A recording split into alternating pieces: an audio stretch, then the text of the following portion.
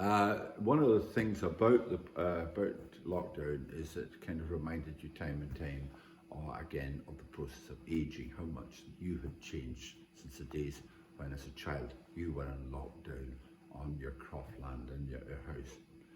So here's one that was inspired by that. Today I saw myself as I might have been some 50 years ago, a youngster clambering rocks as he slipped the ties that bind their kind these days round laptop screen and Xbox. Who knows what he'll find as he explores both moor and shoreline, ignoring the chill of the occasional snowflake, whirling like those terns reeling round the nearby beach. I saw, too, a cock sparrow among branches, a clutch of buds and blossoms crammed within his beak, scratching out a nest he'll build now and in the coming week, like that young lad preparing for his future, scaling rock and wondering how much further he can reach.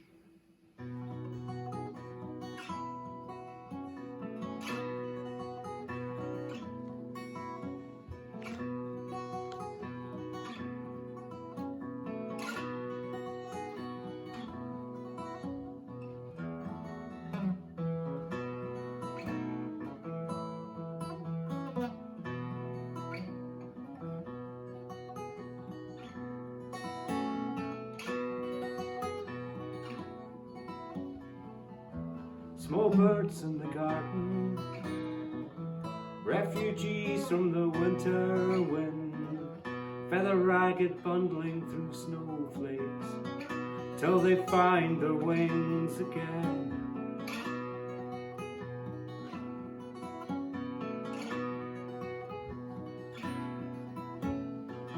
Small birds in the garden, if it was calm you would hear them sing. Now they are scudding shadows, bouncing down the snow-filling wind.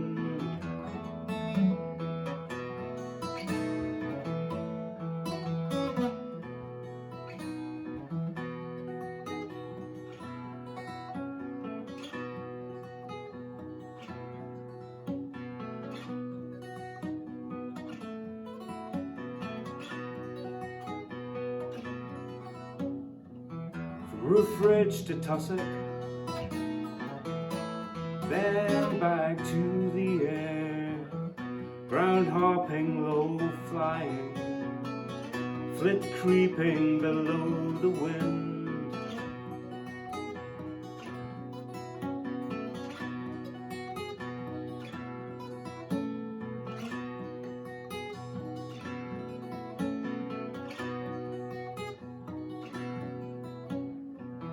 Seem to flee, then they're back again. Touchdown, tumble, and then they're gone. So you wouldn't think that in this summer they are the music of the dawn.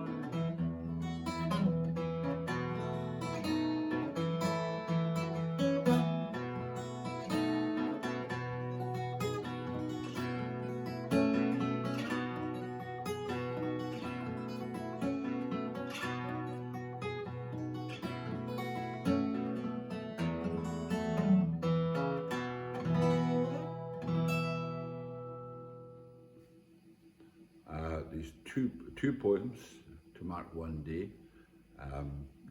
One's very short. Today I noticed on my morning walk how cobwebs can lace together heather stalks on still days like these.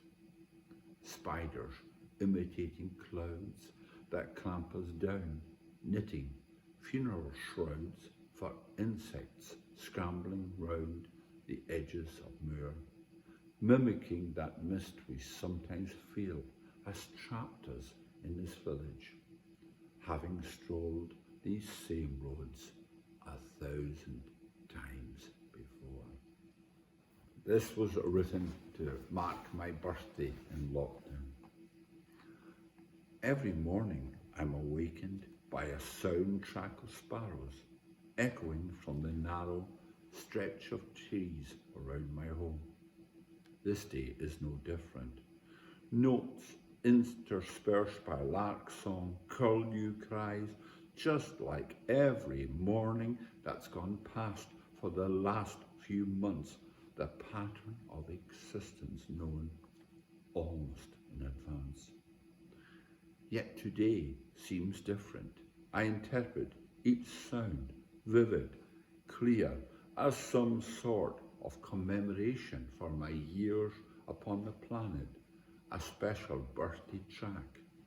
These birds have played just to remind me that while time is still moving forward, there is no chance it ever will move